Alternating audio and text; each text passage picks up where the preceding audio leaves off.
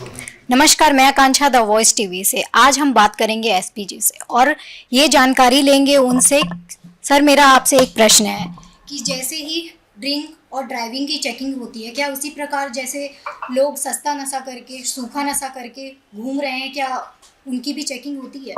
इसमें जो चेकिंग हम लोगों का पॉइंट रहेगा उसमें फिजिकल चेकिंग भी होगी। अगर किसी प्रकार का एक एक व्यक्ति संदेह जो अगर व्यक्त होता है तो उसके शरीर की भी चेकिंग होगी, डिक्की की भी चेकिंग होगी, वाहनों की भी चेकिंग होगी। और हमको लगता है किसी प्रकार के नशे के प्रभाव में है तो उसको रोका जाएगा, उसके विरुद्ध में कार्रवाई की जाएगी। तो सिर्फ इसमें शराब का नशा ही नहीं, अन्य किसी प्रकार का नशा किया हुआ भी हम लोगों को पाया जाता है वहाँ, तो उसके विरुद्ध में भी कार्रवाई होगी। आवश्यकता अगर हुआ तो मेडिकल कॉलेज भेज करके, मेकाहारा भेज करके उसका ब्लड सैंपल ले करके टेस्ट भी कराया जा सकता है। तो नशे के विरुद्ध में या फिर नशा ले करके कोई अगर चलाता है तो नशा कोई भी हो उसके विरुद्ध में कार्रवाई की जाएगी।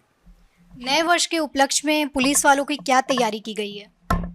इसमें हम लोग के द्वारा लगभग 30 नाकेबंदी पॉइंट तैयार किए गए हैं, जिसमें बैरिकेड किए गए हैं, स्टॉपर्स लगाए हैं, लाइट की व्यवस्था की गई है। उन सभी जगहों पर पर्याप्त संख्या में अधिकारी कर्मचारी तैनात किए गए हैं, जो 7 बजे से अपने अपने ड्यूटी स्थल पर तैनात हो जाएंगे। और जब तक कार्यक्रम आयोजित होते हैं देर रात तक, जब सभी घरों तक वापस आ जाते हैं, तब तक ये चेकिंग हम लोगों की जारी रहेगी। उसका उद्देश्य ये है कि किसी उन इलाकों पर मुख्य मार्ग पर किसी प्रकार का कोई दुर्घटना घटित ना हो, किसी की कोई क्षति ना हो, और साथ ही साथ कोई हुड़दंगी या फिर अभद्रता करने वाले के विरुद्ध में ठोस कार्रवाई की जा सके। इन जगहों पर एल्कोमीटर या फिर ब्रेथ एनालाइजर के माध्यम से भी चेकिंग की जाएगी।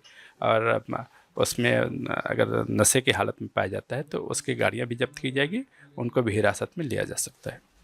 सारी जानकारी देने के लिए धन्यवाद। मैं आकांक्षा, कैमरामैन दिनेश के साथ।